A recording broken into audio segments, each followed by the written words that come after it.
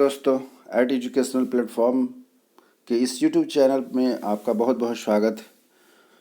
आज हम लोग चर्चा करने जा रहे हैं वैसे टॉपिक पर जो कि शिक्षा जगत से जुड़े हुए वैसे छात्र छात्रा जिन्होंने बीएड, डीएलएड या अन्य इस तरीके की जो कुछ भी डिग्रियां कर रखी हैं, उन सबों के लिए जो प्रतियोगिता परीक्षा में आने वाले जो क्वेश्चंस होते हैं, आने वाले जो इम्पोर्टेंट पॉइंट्स होते हैं, नोट्स होते हैं, और एक नज़र में आप अधिक से अधिक बातों को सीख सकते हैं, देख सकते हैं। सारांश के रूप में, संक्षेप के रूप में आपके सामने मैं लेकर के प्रस्तुत हुआ हूँ। यह जो आज का हमारा एपिसोड है, आज का यह टॉपिक है, यह मुख्य रूप से वैसे छात्र छात्राओं के लिए है, अभ्यर्थियों के लिए है, परीक्षार्थियों के लिए है, जो खास करके अभी सीटीटी की परीक्षा दे रहे हैं, दिए हैं, और आगे एसटीटी की तैयारी कर रहे हैं, यूपी टेट, सुपर टेट और पता नहीं कितने सारे शिक्षक पात्रता परीक्षाएं होती रहती हैं। अपने अपने जिस क्षेत्र में हम जाना चाहते हैं, जिस शिक्षण संस्थान में जाना चाहते हैं, उनके भी कुछ इंटरनल एग्ज़ाम होते हैं, जैसे कि केवीएस है, एनवीएस है, डीएवी है, विद्या मंदिर है वगैरह। इस तरीके से बहुत सारे ऐसे संस्थान हैं जो कि शिक्षकों को लेने से पहले उस पर आधारित बहुत सारे प्रश्न पूछते हैं। प्रश्न एंट्रांस पर होता है और उसका एक बहुत महत्वपूर्ण भाग होता है। हम सभी जानते हैं कि शिक्षण अधिगम यह सबसे महत्वपूर्ण टॉपिक होता है।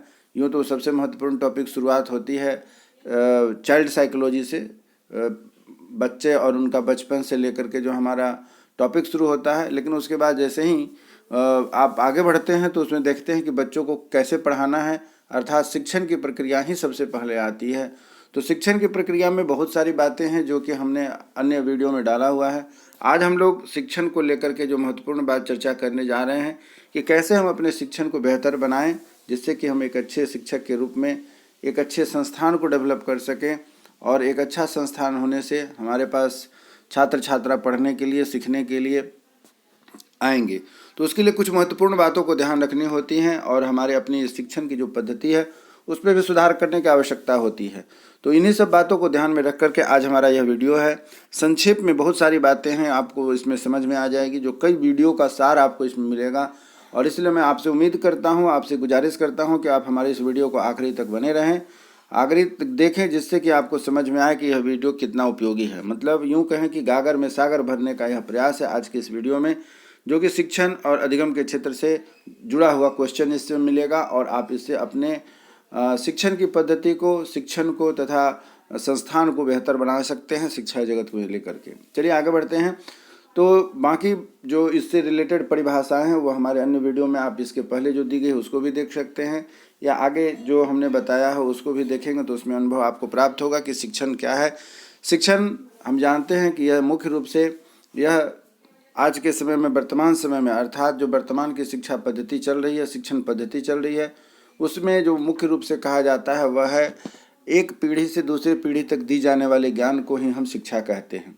यह औपचारिक और अनौपचारिक दोनों ढंग से होता है। औपचारिक क्या है, अनौपचारिक क्या है, इस पर हम लोग पहले भी चर्चा कर चुके हैं। और साथ ही साथ आज के जब हम औपचारिक शिक्षा की बात करते हैं तो वैसे समय में वैसी शिक्षा जिसमें कि हमें त्रिआयामी शिक्षा के रास्ते से गुजरना पड़ता है, माध्यम से गुजरना पड़ता है, वह आप जानते हैं कि पहला है शिक्षक, दूसरा है शिक्षार्थी और तीसरा है पाठ्यपुस्तक। तो इन तीनों के आपस में, तीनों घटकों के आपस में जो कॉम्बिनेशन होता है और इनके जो बीच में संबंध सही ढंग से आगे बढ़ पाता है, बेहतर ढंग से जो आगे बढ़ पाता है, इसे हम शिक्षण कहते हैं। आज का हमारा यह टॉपिक है कि अच्छे शिक्षण में क्या क्या विशेषताएं होती हैं। हम बराबर इस बात पर, हम एक सामान्य जन का, हम एक अभिभावकों का क्वेरी होता है, प्रयास होता है कि अच्छी शिक्षा कहाँ मिले, कैसे मिले। तो इस पर हम लोग आज फोकस कर रहे हैं कि कैसे एक अच्छी शिक्षण की व्यवस्था की जा सकती है। तो अच्छा शिक्षण सीखना है, अच्छा शिक्षण वही कर सकता है जो रेगुलर प्रैक्टिस में रहेगा, जो रेगुलर शिक्षण और अधिगम तथा अपने जो किताबें हैं, अपनी जो पाठ्य पुस्तकें हैं, उनसे जो जुड़े रहेंगे, वही एक अच्छा शिक्षण दे सकते हैं। तो अच्छा शिक्षण सीखना होता है, अर्थात लर्निंग। जो कहा भी जाता है कि जो अच्छा श्रोता होता है वही एक अच्छा वक्ता हो सकता है। तो श्रोता सा अभिप्राय यह है कि सीखना अर्थात अधिगम करना। तो यहाँ भी हम वही बात आपसे कहना चाहते हैं कि अच्छा शिक्षण के लिए सीखना आवश्यक है, अर्थात पहले अधिगम करना आवश्यक है, फिर जा कर के हम एक अच्छे शिक्षक बन सकते हैं। अच्छा शिक्षण क्रियाशील होता है, अर्थात छात्र और छात्रा दोनों ही सक्रिय होते हैं, इसीलिए कहा गया है कि अच्छा शिक्षण क्रियाशील होता है। अगला पॉइंट है कि अच्छा शिक्षण प्रगतिशील होता है। निश्चित रूप से जैसे ही हम शिक्षा को प्राप्त करते हैं, शिक्षा ग्रहण करते हैं, वैसे ही हम शिक्षक के तौर पर और एक छात्र छात्रा के रूप में हमारे अंदर विकास होता है, और इससे हम कह सकते हैं कि अच्छा शिक्षण प्रगतिशील होता है। उसके बाद है कि अच्छा शिक्षण लोकतांत्रिक होता है। लोकतांत्रिक से अभिप्राय यहाँ यह है कि जब हम एक शिक्षक के रूप में कक्षा में जाते हैं तो हमें उस कक्षा में पढ़ने वाले छात्र छात्राओं की मानसिक स्थिति, उनके जो उनकी डिमांड है, अर्थात वो क्या पढ़ना चाह रहे हैं आज के दिन या आज के पीरियड में, तो उस चीज़ को ध्यान में रख करके हमें उनकी भावनाओं को समझते हुए पढ़ाना होगा। अर्थात वहाँ यदि हम ज़बरदस्ती करते हैं या हम उनके मन मुताबिक पढ़ाई नहीं करवाते हैं या उनके साथ हम एडजस्टमेंट नहीं कर पाते हैं तो बच्चे क्लास में ध्यान नहीं देंगे, हमारी शिक्षण नीरस हो जाएगी। और जब तक कि कक्षा में आपस में सहमति न बने छात्र छात्रा और शिक्षकों के बीच में, तो वह शिक्षण नीरस और अधूरी मानी जाती है। अगला पॉइंट है कि अच्छा शिक्षण सहानुभूतिपूर्ण होता है। सहानुभूतिपूर्ण से अभिप्राय यह है कि शिक्षक यदि देख रहे हैं कि हमारे छात्र छात्राओं में किसी प्रकार की कमी है तो उन्हें मानसिक रूप से तनाव देना या शारीरिक रूप से सजा न दे करके उनकी कमियों को सावधानीपूर्वक सहानुभूतिपूर्वक उनको ध्यान दिलाना तथा उसमें कैसे सुधार हो, इसमें सहयोग करना बहुत आवश्यक है। इसलिए कहा गया है कि एक अच्छा शिक्षण क्या होता है, बहुत ही महत्वपूर्ण होता है इस बात को लेकर के कि कैसे हम उनको इस चीज़ के लिए आगे बढ़ा पाते हैं। इसी बात को आगे देखा जाता है कि अच्छा शिक्षण जो होता है वह सहयोग पर आधारित होता है। तो इसमें सहयोग क्या होगा, शिक्षक छात्रों को सहयोग करेंगे जहां उन्हें नहीं समझ में आती है, जैसे उनको समझ में आए। कई तरीके हैं सहयोग करने के लिए, इस पर भी हम लोगों ने पिछले वीडियो में चर्चा किया हुआ है कि उनकी मानसिक स्थिति को देखते हुए, उनकी शारीरिक स्थिति को देखते हुए, उनकी जो उनके अंदर में किसी तरीके की ऐसी कमी है जिसके कि हम विशेष और स्पेशल स्टूडेंट कहते हैं, विशेष आवश्यकता वाले बच्चे कहते हैं, तो उसमें बहुत तरह का पिछड़ापन है और बहुत तरह की बातें होती है। तो उसमें शिक्षक ही उनका सबसे परम सहयोगी और सबसे परम मित्र होता है। उनके सहयोग के बिना छात्र छात्रा आगे अपनी पढ़ाई को नहीं रख सकते हैं कंटिन्यू। तो बेहतर पढ़ाई के लिए शिक्षक का सहयोगी होना, अच्छे शिक्षण के लिए शिक्षक का सहयोगी होना बहुत ही महत्वपूर्ण होता है। फिर आगे है कि अच्छा शिक्षण चुनी हुई बातों का ज्ञान देना। अच्छे जो शिक्षक होते हैं वह बच्चों की, जो छात्र छात्रा हैं, उनकी आवश्यकताओं को ध्यान में रखते हुए, आवश्यकताओं से अभिप्राय यहाँ है कि उनकी मानसिक स्थिति, अर्थात उनका जो मानसिक स्तर है, उम्र के अनुसार, कक्षा के अनुसार, उनकी ज़रूरत के अनुसार समझना, मानसिक स्थिति को समझना एक अच्छे शिक्षक का गुण होता है। जो अच्छे शिक्षक होंगे इस बात को समझते हैं और इसके अनुसार वह कार्य करते हैं। उसके बाद है कि अच्छा शिक्षण वातावरण से अनुकूल होना सिखाता है। अच्छा शिक्षण वातावरण से अनुकूलन सिखाता है। यह तो बहुत ही महत्वपूर्ण बात है। हम कितने भी ज्ञानवान हैं और जहाँ हम जाते हैं, घर से बाहर जैसे ही निकलते हैं, यदि हम विद्यालय परिवर्तन करते हैं, यदि हम पारिस्थितिकी परिवर्तन करते हैं या किसी भी परिस्थिति में जब हम विषम परिस्थिति से घिर जाते हैं, तो हमारे शिक्षक के द्वारा दिए गए ज्ञान ही हमारे बहुत बड़ी सहायक होती है। इसलिए हमें इस बात का हमेशा ध्यान रखना चाहिए कि शिक्षण का वातावरण अनुकूलन को सिखाता है। अच्छा शिक्षण व्यवहार में वांछित परिवर्तन भी लाता है, अर्थात हमारे अंदर जो किसी तरीके का व्यवहारिक ज्ञान में कमी है तो उसे हमारे शिक्षक हमें बताते हैं और उसका समाधान भी बताते हैं तथा उसमें सुधार भी बताते हैं। तो इन दोनों तरीके से हमारा क्या है कि सुधार होता है, और वह जो सुधार होता है वह हमारे शिक्षक द्वारा किया गया सुधार किसी अन्य माध्यम से या किसी और के द्वारा किए गए सुधार की तुलना में बहुत ही सही होता है और बहुत ही परफेक्ट होता है, और उससे वैसा सुधार कोई नहीं कर सकता है। इसलिए हमारा जो शिक्षण होता है या शिक्षण के दौरान जो हमारे व्यवहारिक परिवर्तन आते हैं वह अस्थायी होता है। अच्छा शिक्षण निदानात्मक तथा उपचारात्मक होता है, जिसमें कि बच्चों के अंदर जो भी कमियां होती हैं उसका निदान भी दिया जाता है और निदान के बाद क्या है कि उनका उपचार भी होता है, अर्थात उसमें कैसे विकास होगा। निदान मतलब हुआ उसकी दूर करने का उपाय और उपचार का मतलब हुआ उसको कैसे हम आगे बढ़ाएंगे, बच्चों का कैसे विकास होगा, इस पर यदि हम ध्यान देकर के उनका शिक्षण करवाते हैं तो इसे हम एक अच्छा शिक्षण, जिसे कि निदानात्मक और उपचारात्मक कहा जाता है। अगला पॉइंट है कि अच्छे शिक्षण में वांछनीय सूचना देना सम्मिलित होता है। अच्छे शिक्षण में वांछनीय सूचना देना सम्मिलित होता है। अच्छे शिक्षण में वांछनीय सूचनाएं देना सम्मिलित है। यहाँ और वांछनीय जो सूचना है इसके बारे में आपको बताना चाहते हैं कि अच्छी सूचना अर्थात जो कहा जा रहा है वह यह है कि आप जो देख रहे हैं यहाँ पर वांछनीय से अभिप्राय यह होता है कि वैसी शिक्षा की बात हो रही है जो कि हमारे लिए बहुत ही उपयोगी होता है। वांछनीय यानी कि हमारी आवश्यकताओं की पूर्ति करता है। हमें क्या आवश्यकता है, हमें से अभिप्राय क्या है कि मानसिक रूप से, सामाजिक रूप से और भविष्य में व्यावसायिक रूप से क्या आवश्यक है, इस चीज़ को ध्यान में रख करके जब सिखाया जाता है तो उसे कहा जाता है वांछनीय सूचना देने में यह सम्मिलित होता है। अगला पॉइंट है कि अच्छा शिक्षण सिखाने के नियम, सिद्धांत, विधियों और सूत्रों का भी आधारित होता है। अर्थात यह हुआ कि जब हम बच्चों को सिखाने जाते हैं एक टीचर के तौर पर, तो हम अच्छे शिक्षक तभी हो सकेंगे जब शिक्षण के दौरान हम उनके अनुसार अर्थात छात्र छात्राओं के अनुसार जो नियम बताए गए हैं, जो तरीके बताए गए हैं, उनका हम पालन करते हैं। कौन कौन सी सिद्धांत हैं, कौन कौन सी विधियां हैं और कौन कौन से सूत्र हैं। जैसा कि हम सभी जानते हैं कि मैथ्स बनाते हों या फिर इकोनॉमिक्स में पढ़ते हों या इंग्लिश ग्रामर बनाते हैं, हिंदी व्याकरण पढ़ते हैं, तो उन सभी जगहों पर हमें नियम, सिद्धांत, विधि और सूत्रों का प्रयोग करना पड़ता है।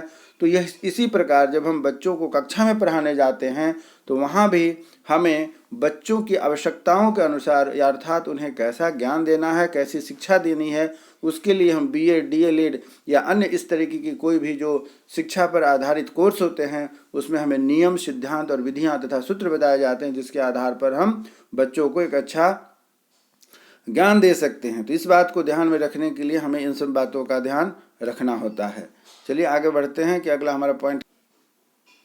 हाँ, तो अब हमारा जो नेक्स्ट टॉपिक यह होता है कि जैसा कि अभी हमने कहा कि अच्छा शिक्षण सीखने के लिए नियमों, सिद्धांतों, विधियों व सूत्रों का प्रयोग किया जाता है। तो अभी हम लोगों ने देखा कि अच्छे से शिक्षण के लिए कौन कौन से हमारे अंदर में कौन कौन से उपाय करने चाहिए जो कि नियम में आ गए। अब आगे हम बढ़ने जा रहे हैं, वह हमारा दूसरा पॉइंट है, वह है कि हमें कौन कौन सी इसके तहत इसे हमें कौन कौन सा नियम का बात हो गई। अब हम लोग सिद्धांत की बात करेंगे, फिर विधियों की बात करेंगे तथा सूत्रों की बात करेंगे कि कैसे हम इसकी तैयारी करें जिससे कि हमारा शिक्षण अच्छा से हो सके। तो शिक्षण के नियमों के बारे में हमने अभी चर्चा की है।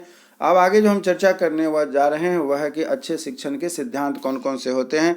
आप ध्यान से समझेंगे, मैं बार बार इस बात के लिए आपका ध्यान आकृष्ट कर रहा हूं क्योंकि यह जो हमारा वीडियो है गागर में सागर भरने वाली बात है, क्योंकि इतना छोटा सा वीडियो आपको शिक्षण और अधिगम के क्षेत्र का यूँ समझें कि सारा सार है और इसे आखिरी तक देखें, जो कि हर तरीके के कंपटीशन में जो कि शिक्षा जगत से जुड़ी हुई है, खास करके शिक्षण के क्षेत्र से जुड़ी है, उसमें यह आपके लिए काफ़ी सहायक सिद्ध होगा। तो इसके लिए आप इस चीज़ का ध्यान रखें कि कैसे हमें इसका लाभ लेना है और कैसे हमें इसका काम करना है, इस चीज़ पर आप ध्यान देंगे। चलिए आगे बढ़ते हैं कि क्या है शिक्षण के सामान्य सिद्धांत कौन से हैं। तो शिक्षण के सामान्य सिद्धांत में आते हैं, पहला कहता है कि निश्चित उद्देश्य का सिद्धांत। यह निश्चित उद्देश्य का सिद्धांत का कहता है, उस पर ध्यान दीजिएगा। तो निश्चित उद्देश्य का सिद्धांत कहता है कि शिक्षक को पहले अपने उद्देश्य निश्चित कर लेने चाहिए। अर्थात हमें कक्षा में जाकर के आज बच्चों को क्या पढ़ाना है इसकी तैयारी हमें करके जानी चाहिए। अगर आप बिना उद्देश्य के क्लास में जाते हैं, कक्षा में जाते हैं, तो आपका शिक्षण जो होगा वह उतना प्रभावी नहीं हो सकेगा या फिर बच्चों के लिए वह उतना लाभकारी नहीं होगा। तो हमें कक्षा में पढ़ाने जाने से पहले इस बात का हमें ध्यान रखना चाहिए एक शिक्षक होने के नाते कि जब हम कक्षा में जाएं जिस किसी क्लास को पढ़ाने के लिए, तो उसके पहले हम अपनी तैयारी को एक उद्देश्य पूर्ण बना करके जाएं, जिससे कि हमारा जो शिक्षण होगा वह छात्रों छात्राओं के लिए उपयोगी होगा। हम यानी कि एज ए शिक्षक हमारे लिए बहुत ही जोशपूर्ण होगा और हमारे लिए भी यह महत्वपूर्ण होगा कि हमारे द्वारा पढ़ाई गई बात को बच्चे अच्छे से सीखते हैं और रुचि लेते हैं, विकासात्मक होगा। चलिए आगे बढ़ते हैं। लचीलेपन का सिद्धांत। लचीलेपन के सिद्धांत से अभिप्राय है कि यदि आवश्यक है तो पूर्व निर्धारित विषय वस्तु, समय, स्थान, विधियों पर में परिवर्तन लाया जा सकता है। अर्थात यह हुआ कि हम अगले कक्षा में यदि बताते हैं बच्चों को कि आज हम आपको जो पढ़ाने वाले हैं वह किताबी ज्ञान के अलावे हम दूसरे तरीके से पढ़ाएंगे, जैसे कि मान लीजिए कि प्रैक्टिकल में करवाने ले जाते हैं या खेल खेल में सिखाने ले जाते हैं या फिर इसको क्लास में डेमो के द्वारा सिखाएंगे जो कि एक लाइव टेलीकास्ट के तौर पर होता है। तो यहाँ पर कहने का मतलब क्या हुआ कि आपकी एक माध्यम तो है जो कि व्याख्यान मेथड होती है, जैसे कि हम लेक्चर मेथड कहते हैं। लेक्चर मेथड के अलावे और भी बहुत सारे मेथड हैं जिनका अगर हम प्रयोग करते हैं तो वह हमारे जो है कि कहा जा सकता है कि लचीलेपन का सिद्धांत को फॉलो करता है, जिसमें कि आप आज मान लीजिए कि थ्योरी न पढ़ा करके हम उनको प्रैक्टिकल में ले जाते हैं, खेल के मैदान में ले जा करके सिखवाते हैं, एक्सकर्सन के माध्यम से सिखाते हैं। तो यह क्या है, शिक्षा देने का कई तरीके हैं जिसमें कि कहीं ना कहीं यह हमारे शिक्षा के बच्चों के अंदर शिक्षा को लेकर के और उत्सुकता को बढ़ाता है, जागरूकता को बढ़ाता है तथा उनके ज्ञान में भी वृद्धि करता है। इसलिए कहा गया है कि लचीलेपन का भी सिद्धांत शिक्षण में फॉलो होता है। अगला है, नेक्स्ट पॉइंट है कि पूर्व अनुभवों से जोड़ने का सिद्धांत। पूर्व अनुभवों से जोड़ने का सिद्धांत भी बहुत महत्वपूर्ण होता है। इसलिए महत्वपूर्ण होता है कि बच्चों को उससे समझने में, छात्र छात्राओं को उससे समझने में बहुत आसानी हो जाती है। जैसे यदि प्राइमरी क्लास के बच्चे हैं, हम उन्हें यदि पढ़ाना शुरू करते हैं तो वैसी स्थिति में हम ज़्यादातर वैसी घटनाओं को उनके सामने रखते हैं जो बच्चे खेल खेल में सीख रहे होते हैं या फिर उनके घर से जुड़ी हुई बातें होती हैं, उनके पिताजी के, माताजी के, दादा दादी, भाई बहन, हाँ, घर में पाए जाने वाले पेड़ पौधे, पशु पक्षियों, इन सबों के बारे में यदि हम चर्चा करते हैं तो बच्चे उस पढ़ाई में खूब रुचि लेते हैं, मन लगाते हैं। इसी प्रकार कक्षा जैसे जैसे बढ़ते जाता है तो पिछले कक्षा से जुड़ी हुई बातों को यदि हम उनको याद दिलाते हैं तो बच्चे को पढ़ना आसान होता है। इसलिए कहा गया है कि पूर्व अनुभवों से जोड़ने का सिद्धांत, अर्थात छात्र ने पूर्व में जो कुछ सीखा है उसको आगे के पाठ में उसको जोड़ करके पढ़ाया जाए तो वह शिक्षण बहुत ही उपयोगी होता है। बहुत अच्छे, आगे बढ़ते हैं। नेक्स्ट पॉइंट है कि बाल केंद्रिता का सिद्धांत।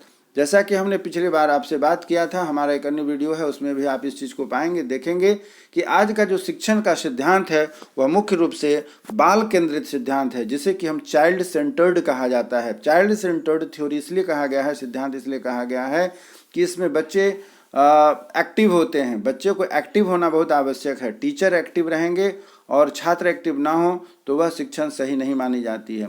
तो छात्र छात्राओं को, बच्चों को एक्टिव होना बहुत आवश्यक है और वही सकारात्मक शिक्षण होती है। तो इसीलिए कह सकते हैं कि जब हम बच्चे को पढ़ा रहे होते हैं तो बच्चे को एक्टिव होना चाहिए। उसके लिए भी मैंने शिक्षण पद्धति के ऊपर एक वीडियो दिया हुआ है, आप हमारे वीडियो को देखेंगे, जिसमें यह बताया गया है कि कौन कौन से शिक्षण सिद्धांत हैं, विधियां हैं जिसमें चाइल्ड सेंटर्ड होता है और कौन कौन से ऐसे हैं जो क्या कहते हैं उसको कि शिक्षक सेंटर्ड है, चाइल्ड सेंटर्ड है और कौन कौन से टीचर सेंटर्ड हैं। तो इस तरीके से हमें जब पढ़ा रहे होते हैं उस समय ध्यान रखना है कि बाल केंद्रित जो शिक्षा हो वह ज़्यादा हो, ना कि शिक्षक केंद्रित होनी चाहिए। बाल केंद्रित जो शिक्षण का सिद्धांत है वह ज़्यादा उपयोगी होता है कंपेरिजन टू शिक्षक केंद्रित के शिक्षण पद्धति के। तो इसलिए वह जो शिक्षण पद्धति होती है वह ज़्यादा उपयुक्त होती है। आगे बढ़ते हैं। व्यक्तिगत विभिन्नता का सिद्धांत। व्यक्तिगत विभिन्नता का सिद्धांत से अभिप्राय है कि चूंकि विभिन्न बालकों की क्षमताएं भिन्न भिन्न होती हैं, अतः शिक्षण सभी को ध्यान में रख करके होना चाहिए। व्यक्तिगत विभिन्नता, जिसे कि हम कहते हैं समावेशी शिक्षा। इस चीज़ को हम सभी समझते हैं कि कक्षा जो होती है उस कक्षा में हर तरीके के बच्चे होते हैं। विशेष आवश्यकता वाले बच्चे भी होते हैं और विशिष्ट आवश्यकता वाले भी बच्चे होते हैं। तो हम शिक्षक होने के नाते हमें उन छात्र छात्राओं की सभी आवश्यकताओं को समझना चाहिए। बालकों के अंदर जो विभिन्नता पाई जाती हैं उन्हें भी हमें समझना चाहिए और जब उन बातों को ध्यान में रख करके हम उन्हें शिक्षा देंगे तो वह जो शिक्षा होगी वह बहुत ही उपयोगी होगी। इसीलिए कहा गया है कि विभिन्न व्यक्तिगत की विभिन्नता वाले छात्र छात्राओं को जो शिक्षा दी जाती है उसे विभिन्नता का सिद्धांत कहते हैं। उसके बाद है वास्तविक जीवन से जोड़ने का सिद्धांत। तो इसमें होता क्या है कि पाठ्य वस्तु को छात्रों के जीवन से जोड़ करके देने से यह पाठ आसानी से और रुचिपूर्ण तरीके से सिखाया जा सकता है। तो जैसा कि मैंने अभी आपसे बताया कि पाठ्य वस्तु को छात्रों से जोड़ने, जीवन से जोड़ करके देखने का एवं पाठ आसानी से, अर्थात हम वैसे पाठ को पढ़ाएं छात्र छात्राओं को कि उनमें उनके जीवन में कैसे वह उपयोगी होगा। जैसे कि छोटे क्लास के बच्चों को यदि हम पढ़ाते हैं, ऐड सिखाते हैं, सब्ट्रैक्ट सिखाते हैं, मतलब जोड़ घटाव गुना भाग, इस चीज़ को जब हम सिखाते हैं तो उन्हें हम बताते हैं कि कैसे उन्हें प्रैक्टिकल उसका जीवन में उपयोग होगा, तो बच्चे बहुत मन लगा करके इंटरेस्ट के साथ सीखते हैं। उसी प्रकार जैसे जैसे उनकी कक्षाएं बढ़ती जाती हैं, फिर हम उनको कंप्यूटर का ज्ञान देते हैं, हम उन्हें शारीरिक शिक्षा का ज्ञान देते हैं, हम उन्हें खेल जगत का सिद्धांत शिक्षा देते हैं, साइंस में कैसे यह उपयोगी होगा, जिन वस्तुओं को हम अपने चारों तरफ देखते हैं, पर्यावरण की शिक्षा पर आधारित जब उन्हें ज्ञान देते हैं, तो इस तरीके से क्या होता है कि छात्रों के जीवन से जुड़ी हुई घटनाएं जब उनके साथ दिखती है, समझ में आती है, तो बच्चे उसको ज़्यादा इंटरेस्ट लेते हैं। इसीलिए कहा गया है कि वास्तविक जीवन से जुड़े हुए सिद्धांतों को उनको पढ़ाया जाए, जिससे कि बच्चे रुचि लेकर के मन लगा करके उसको पढ़ते हैं और देखते हैं तथा समझने का प्रयास करते हैं। अगला पॉइंट होता है कि अन्य विषयों के साथ समन्वय का सिद्धांत। यह भी बहुत महत्वपूर्ण है। इसलिए महत्वपूर्ण है कि जब हम उन्हें पढ़ा रहे होते हैं तो उन्हें केवल एक ही ज्ञान हम नहीं दे सकते हैं, अर्थात केवल मैथ्स पढ़ा रहे हैं तो केवल मैथ्स की ज्ञान नहीं दे सकते हैं, उसके साथ कैसे विज्ञान जुड़ा है, या विज्ञान पढ़ा रहे हैं तो केवल विज्ञान का ज्ञान हम उन्हें नहीं दे सकते हैं, उसमें बताना होता है कि मैथ्स कैसे जुड़ा है, इंग्लिश के साथ हिंदी कैसे जुड़ा है, हिंदी के साथ इंग्लिश कैसे जुड़ा है। तो इस तरीके से जब सभी विषयों को एक दूसरे से साथ सम्मिलित करके जोड़ करके पढ़ाते हैं तो उससे बच्चों को यह समझ में आता है कि हमें सभी विषयों को पढ़ना आवश्यक है, केवल एक विषय को लेकर के हम आगे नहीं बढ़ सकते हैं। तो इसीलिए कहा गया है कि अन्य विषयों के साथ साथ समन्वय का सिद्धांत, सभी को आपस में लेकर के चलना होगा। यदि कोई विषय पीछे छूट जाता है तो उससे बहुत बड़ी समस्या होगी। केवल पढ़ाई ही नहीं, पढ़ाई के साथ साथ हमारा स्कोर भी गड़बड़ हो जाएगा, जिसके लिए हम पूरे साल मेहनत करते हैं और रिजल्ट हमारा गड़बड़ हो जाता है। तो इसलिए हमें प्रयास करना चाहिए कि सभी विषयों को बराबर से लेकर के चलें, जिससे कि हमारा पूरे साल का जो प्रयास है रिजल्ट भी अच्छा हो तथा ज्ञान की प्राप्ति में भी कोई समस्या ना हो। अगला पॉइंट है कि प्रभावशाली व्यूह रचना। प्रभावशाली व्यूह रचना से भी प्राय यहाँ यह कहा गया है कि शिक्षण के लिए प्रभावशाली विधियों, सहायक सामग्री आदि का चुनाव कक्षा में जाने से पूर्व ही कर लेना चाहिए। अर्थात यह हुआ कि जब हम एक शिक्षक के रूप में कक्षा में प्रवेश करते हैं तो हम इस बात का ध्यान रखना है, जैसा कि शुरू में मैंने कहा था इस वीडियो की शुरुआत में, कि कक्षा में जाने से उद्देश्यपूर्ण शिक्षा को हमें जो कौन सी क्लास पढ़ानी है, कैसे पढ़ानी है, इस चीज़ को हमें ध्यान में रखना है। तो उसी प्रकार जब आप उद्देश्य के साथ चलेंगे कि बच्चों को हमें आज क्या पढ़ाना है, तो उसके अनुसार हमें कौन सी विधि को अपनाना है, इससे भी हमें ध्यान रखना होगा। साथ ही साथ उस विधि को प्रयोग करते समय किन सहायक सामग्रियों की आवश्यकता होगी, इसका भी हमें ध्यान रखना होगा। तो इन सब बातों को अगर ध्यान में हम रख करके शिक्षण के लिए जाते हैं तो हमारा शिक्षण निश्चित रूप से प्रभावशाली होगा, और साथ ही साथ छात्र छात्राओं को भी एक साथ कई तरह के अनुभव होंगे और उनकी रुचि बढ़ेगी, जिससे कि हमारा क्लास का जो शिक्षण है वह बहुत ही प्रभावकारी होगा। और आखिरी इसका पॉइंट है कि सक्रिय सहयोग और क्रियाशीलता का सिद्धांत। अर्थात यह हुआ, इसका मायने यह हुआ कि पाठ के विकास में बच्चों का सहयोग लिया जाए और उन्हें क्रियाशील रखा जाए। शुरू में भी हम लोगों ने चर्चा किया है कि बच्चों के अंदर सक्रियता बहुत आवश्यक है। बच्चे यदि सक्रिय नहीं हैं तो फिर वह हमारा शिक्षण व्यर्थ चला जाएगा, बेकार चला जाएगा, प्रयास में कोई सफलता नहीं मिलेगी। अतः हमें ध्यान रखना है कि छात्र छात्राओं को कैसे हमें सक्रिय बना करके रखें कि जिससे कि हमारा शिक्षण जो हो सहयोगात्मक हो तथा क्रियाशीलता के ऊपर आधारित हो। चलिए अब आगे बढ़ते हैं कि उद्देश्य के आधार पर शिक्षण के प्रकार कितने होते हैं। हम लोग आगे जो बढ़ने जा रहे हैं वह है कि शिक्षण के प्रकार। तो शिक्षण के प्रकार कई हैं, इस पर हम लोग आगे अभी चर्चा करेंगे कि कौन कौन से शिक्षण के प्रकार हैं। तो सबसे पहला जो दिया गया है कि उद्देश्यों के आधार पर, जैसा कि हम जानते हैं कि उद्देश्य के आधार पर शिक्षण के प्रकार को लेकर के पढ़ रहे हैं। तो उद्देश्य, जीवन में जो भी काम हम करते हैं उद्देश्य के आधार पर करते, बिना उद्देश्य के कोई काम हम शुरू नहीं करते, और काम जब शुरू नहीं करते हैं तो आगे की कोई बात ही नहीं होती। तो उसी प्रकार है कि उद्देश्य के आधार पर शिक्षण के कितने प्रकार हैं। तो उद्देश्य के आधार पर शिक्षण के 3 प्रकार दिए गए हैं।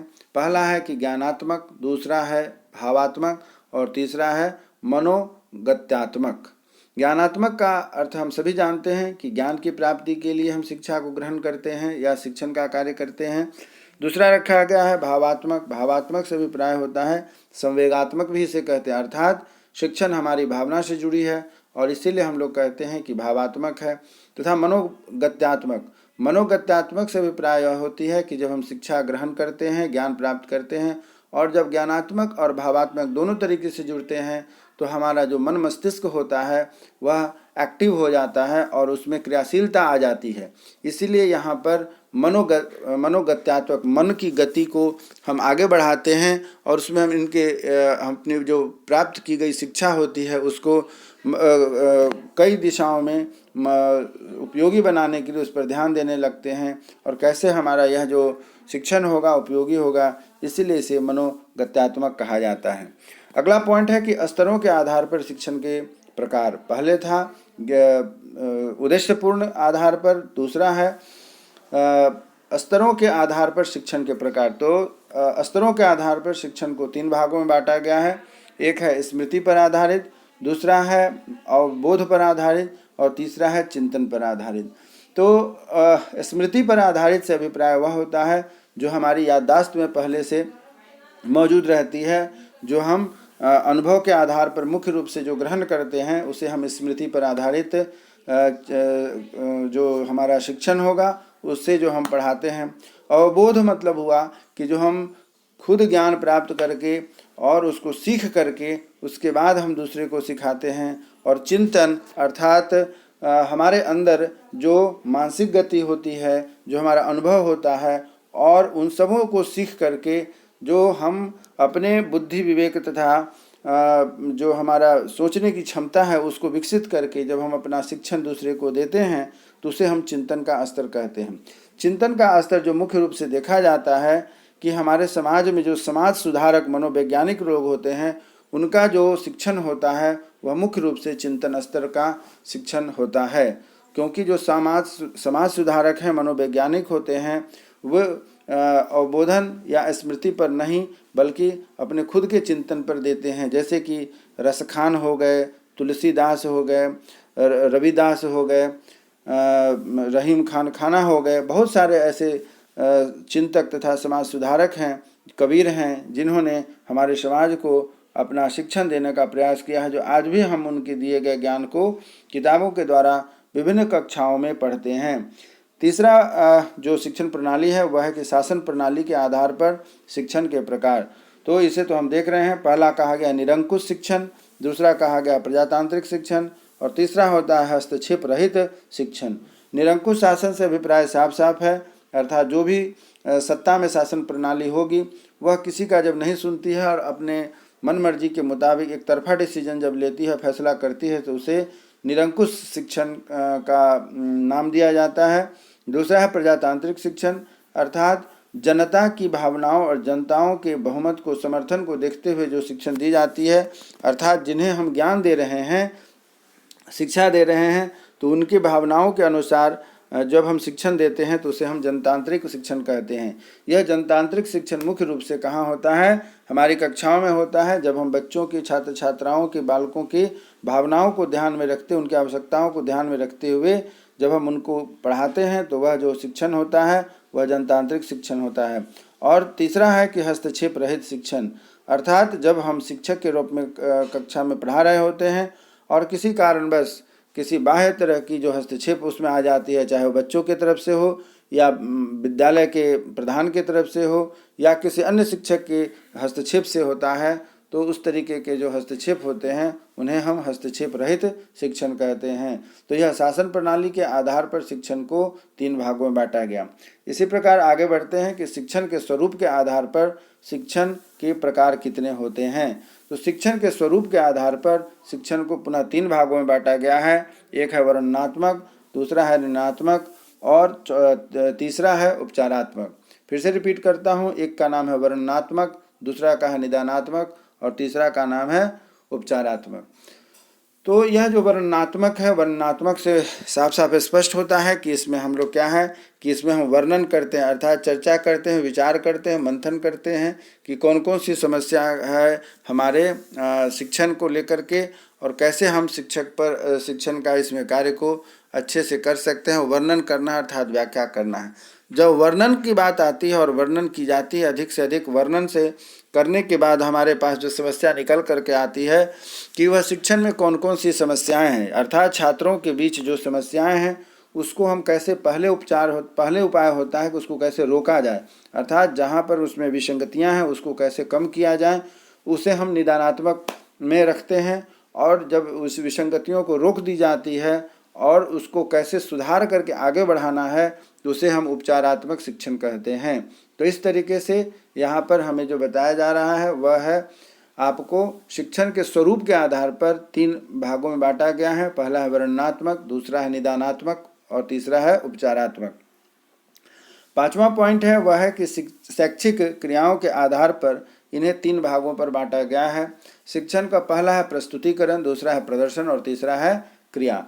तो प्रस्तुतिकरण से अभिप्राय हो जाता है कि जिस विषय वस्तु का हमें शिक्षण देना है तो हमारा प्रेजेंटेशन कैसा होता है, अर्थात किस माध्यम से हमारा जो प्रेजेंटेशन हो रहा है हल्का है, बेहतर है, सेटिस्फैक्ट्री है, और प्रदर्शन करने का माध्यम क्या है। माध्यम से अभिप्राय यह है कि क्या हम जो वहाँ पर समझाने की क्रिया कर रहे हैं वह कितने प्रभावी ढंग से बात हो रही है, खास करके जो ऑफलाइन जिसको कह सकते हैं या ऑनलाइन है, या फिर वैसी परिस्थिति में बात हो रही है कि जो हमारा प्रदर्शन है बच्चों के अनुरूप है या बच्चों के मत के विपरीत है, उनकी इच्छाओं के विपरीत है। तो इन सभी बातों को प्रदर्शन के तहत रखा जाता है। और जो क्रियाएं होती हैं अर्थात जो शिक्षण के कार्य होते हैं जिसमें हम विभिन्न तरह की विधियों, सिद्धांतों, सूत्रों आदि का प्रयोग करते हैं, इन्हें हम क्रिया में रखा जाता है। तो इस तरीके से क्या है कि शैक्षिक क्रियाओं के आधार पर शिक्षण के कितने प्रकार होते हैं, तो 3 हैं। चलिए आगे बढ़ते हैं। 6ठा पॉइंट है वह है शैक्षिक प्रबंधन व्यवस्था के आधार पर शिक्षण के प्रकार। जैसा कि हम सभी जानते हैं कि शिक्षण प्रबंधन, ये शुरू से हम लोग देख रहे हैं, शिक्षण प्रबंधन के आधार पर 3 रखे गए हैं। एक का नाम है फॉर्मल जिसे कि औपचारिक कहते हैं, दूसरा है नॉन फॉर्मल अर्थात नॉन औपचारिक, और तीसरा है इनफॉर्मल अर्थात अनौपचारिक। औपचारिक से साफ साफ स्पष्ट हो जाता है कि वैसी शिक्षा जिसे हम ग्रहण करने के लिए अपने शिक्षा को ग्रहण करने के लिए हम लोग किसी विद्यालय में जाते हैं, उसके लिए पोशाक धारण करते हैं, उसके लिए प्रतिदिन 5 घंटे 6 घंटे अर्थात फॉर्मेलिटीज़ के साथ यूनिफॉर्म में जाकर के उसको हम शिक्षा ग्रहण करते हैं। 5 घंटे 6 घंटे उसके लिए अलग से शिक्षक दिए जाते हैं, समय समय पर उसकी परीक्षाएं ली जाती हैं। तो इन सबों को हम लोग फॉर्मल एजुकेशन कहते हैं। दूसरा यहाँ पर आ जाता है इनफॉर्मल एजुकेशन। इनफॉर्मल एजुकेशन को उनको कहा जाता है जिसके लिए हमें अलग से यूनिफॉर्म पहन करके क्लास अटेंड करके परीक्षाएं नहीं देनी पड़ती है, उसे हम इनफॉर्मल करते हैं। अर्थात घर में अपने माता पिता या अपने से बड़े बुजुर्गों के द्वारा जो हमें ज्ञान प्राप्त होता है, शिक्षण प्राप्त होता है, उसे इनफॉर्मल कहते हैं, क्योंकि ना उसके लिए हमें यूनिफॉर्म पहनना होता है, न कक्षाएं अटेंड करनी होती है, न परीक्षा देनी होती है। और इस तरह की शिक्षा हम प्रतिदिन सीखते हैं और यह हमारे जीवनोपयोगी शिक्षा होती है। इसीलिए इनफॉर्मल एजुकेशन जो होता है घर की होती है। और जो तीसरी शिक्षा होती है इसे हम लोग कहते हैं नॉन फॉर्मल। तो नॉन फॉर्मल से अभिप्राय होता है कि वैसी शिक्षा जो हमें डिस्टेंस एजुकेशन के माध्यम से प्राप्त होती है। इसके लिए हमारे पास अवधि निर्धारित होती है, कोर्स शेड्यूल निर्धारित होती हैं, और हम अपने स्टडी मटेरियल को घर में ले आकर के और अन्य कार्य को करते हुए, ऑफिस हो या फिर अन्य किसी कार्य में हम व्यस्त हैं, या एक साथ 2 कोर्स भी कर सकते हैं। एक कहा जा सकता है रेगुलर कोर्स और दूसरा कहा जाता है कि डिस्टेंस कोर्स। इस तरीके से भी आप कर सकते हैं। आज के वर्तमान समय में यूजीसी ने यह मान्यता दी हुई है कि आप एक साथ में 2 कोर्स को कर सकते हैं, एक रेगुलर मोड में होगा और एक डिस्टेंस मोड में होगा। उसके लिए आपको यूनिफॉर्म पहन करके कॉलेज में या स्कूल में जाने की आवश्यकता नहीं होती है, जिसे खास करके ओपन स्कूल या डिस्टेंस स्कूल के नाम से भी जाना जाता है। तो आप इस तरीके की जो शिक्षा लेते हैं उसे नॉन औपचारिक अर्थात नॉन फॉर्मल कहा जाता है। परीक्षाएं होंगी, कक्षाएं होंगी और उसके लिए स्टडी मटेरियल भी होंगे, लेकिन उसके लिए आपको अन्य किसी तैयारी करने की आवश्यकता नहीं होती है। इसीलिए इसे जो है कि नॉन औपचारिक अर्थात नॉन फॉर्मल कहा जाता है। आगे बढ़ते हैं। अब है हमारे पास कि शिक्षण के मूल 3 चरण हैं। शिक्षण के मुख्यतः 3 चरण हैं जिस पर कि हम लोग पहले भी चर्चा कर चुके हैं। हमारा जो इसके पहले का वीडियो है आप उसे देख सकते हैं जा कर के कि कौन कौन से हैं। इसके बारे में चर्चा बहुत विस्तृत की हुई है हमने। आप उसे ध्यान से देखें, पढ़ें और समझ सकते हैं। यहाँ देख रहे हैं कि शिक्षण के 3 मुख्य चरण हैं। पहला हो जाता है शिक्षक, जो कि स्वतंत्र चर होता है, छात्र होता है जो कि परतंत्र चर होता है, और तीसरा होता है पाठ्यचर, जो कि हस्तक्षेप चर होता है। स्वतंत्र चर इसलिए कहा गया है कि जो शिक्षक होते हैं वह हमेशा गतिशील रहते हैं, परिवर्तनशील होते हैं। हमारी कक्षा के अनुसार, हमारी आवश्यकता के अनुसार, हमारे जो आवश्यकता है उसमें किस तरीके के शिक्षकों की आवश्यकता है उसके अनुसार शिक्षक हमेशा बदलते रहते हैं। जैसे मान लीजिए कि हम नीचे क्लास की कक्षा में हैं, क्लास 1, 2, 3 में हैं, तो निश्चित है 1 की क्लास के अलग टीचर होंगे, क्लास 2 के अलग शिक्षक होंगे, क्लास 3 के अलग शिक्षक होंगे। पीरियड पर सब्जेक्ट वाइज टीचर चेंज होते रहते हैं। हमारी उम्र बढ़ेगी, क्लास बढ़ेगी, ज़रूरत बढ़ेगी, तो उसके अनुसार भी शिक्षक बदलते रहते हैं। इसीलिए कहा गया है कि शिक्षक एक स्वतंत्र चर होते हैं। दूसरा है कि छात्र परतंत्र चर होते हैं। परतंत्र चर इसलिए कहा गया है कि इसमें जो छात्र भी चलायमान है, लेकिन वह शिक्षक के अनुरूप चलता है और वह बंधा होता है शिक्षक के अनुरूप। जिस शिक्षकों के द्वारा पढ़ाई जाएगी, जिस विद्यालयों के द्वारा संचालित होंगे, उसके अनुरूप उन्हें कम से कम 1 सत्र तक बंधा रहना पड़ता है। अधिक से अधिक जब तक उनका कि वह स्कूल या कोर्स पूरा नहीं होता है तब तक उसमें बंधे रहते हैं। और तीसरा है, इन सबों को जो बांध करके रखता है वह होता है हस्तक्षेप चर, अर्थात पाठ्य पुस्तकें, पाठ्यक्रम। इसीलिए शिक्षण के मुख्य 3 चर बताए गए हैं, जो कि यहाँ पर हम देख रहे हैं। वह है पहला है शिक्षक, दूसरा है छात्र और तीसरा है पाठ्यक्रम। चलिए इसी प्रकार आगे बढ़ते हैं कि शिक्षण चरणों के कार्य, शिक्षण चरों के कार्य क्या क्या होते हैं, इस पर भी हम लोग चर्चा पहले कर चुके हैं। मेरी दूसरी वीडियो को आप ध्यान से देखेंगे। अगर इच्छुक हो देखने के लिए, हमारा ये दबाव नहीं है कि आप देखें ही, सजेशन है। आपको यदि लगता है कि नहीं हमें कुछ और विस्तृत जानकारी लेनी है तो आप हमारे अन्य वीडियो को देख सकते हैं, इसी ग्रुप में आपको मिलेगा। वह पहला है निदानात्मक कार्य, दूसरा है उपचारात्मक कार्य और तीसरा है मूल्यांकन संबंधित कार्य। तो यह बात जैसा कि आप देख रहे हैं स्पष्ट हो रहा है। निदानात्मक अर्थात छात्र छात्राओं के अंदर जो कमियां हैं उन्हें कैसे हम निदान करेंगे, अर्थात कैसे हम उसको रोकेंगे। रोकने के बाद क्या होता है, दूसरा जो सबसे महत्वपूर्ण होता है उपचारात्मक, अर्थात उसमें विकास कैसे। रोक देने से वह हमारा काम पूरा नहीं होता है। रोकने के बाद उसमें विकास कैसे हो, उसका उपचार कैसे हो, इस पर भी ध्यान हम शिक्षकों को देना पड़ता है शिक्षण के दौरान। और तीसरा जो सबसे महत्वपूर्ण होता है कि हमने जो उनका उपचार किया, उपचार के आधार पर उनके अंदर में कैसा विकास हुआ, उसका मूल्यांकन भी वर्ष में 2 बार, 3 बार, 4 बार होता है। कहने से अभिप्राय यह है कि 1 बार जो होता है वह वार्षिक परीक्षा के तौर पर होता है, 2 बार जो होती है वह अर्धवार्षिक परीक्षा के आधार पर होता है, और 3 बार या 4 बार जो मैंने प्रयोग किया है उस शब्द का, उसे हम साप्ताहिक या मंथली या क्वार्टरली एग्जाम के रूप में लेते हैं, जिसके माध्यम से मूल्यांकन संबंधी जो कार्य हैं छात्र छात्राओं के वह पूर्ण होते हैं। तो इस प्रकार से शिक्षण चरणों के जो कार्य हैं हमारा कार्य पूरा होता है। चलिए आगे बढ़ते हैं कि शिक्षण के सूत्र क्या हैं। शिक्षण के मुख्य सूत्र क्या हैं उस पर भी हमें ध्यान देने की आवश्यकता है कि शिक्षण के मुख्य सूत्र क्या हैं। तो शिक्षण के सूत्र हम देख रहे हैं कि यहाँ पर पहला है सरल से जटिल की ओर जाना। सरल से जटिल की ओर जाना, यह हमारा क्या है कि सूत्र है जिस पर हमें ध्यान देना है। शिक्षण के सफलता की कुंजी है, शिक्षण के सफलता की कुंजी है विद्यार्थियों में नवीन ज्ञान के प्रति रुचि जगा करके। क्या काम होता है, नवीन ज्ञान के प्रति रुचि जगा करके आत्मविश्वास पैदा करना। इसके लिए उपरोक्त सूत्र की आवश्यकता, परम आवश्यकता पड़ती है। तात्पर्य यह है कि छात्रों को पहले आसान बातें सिखाई जाए। यह बहुत ध्यान देने की बात है कि कैसे हम उन्हें सरल से जटिल की ओर ले जाते हैं।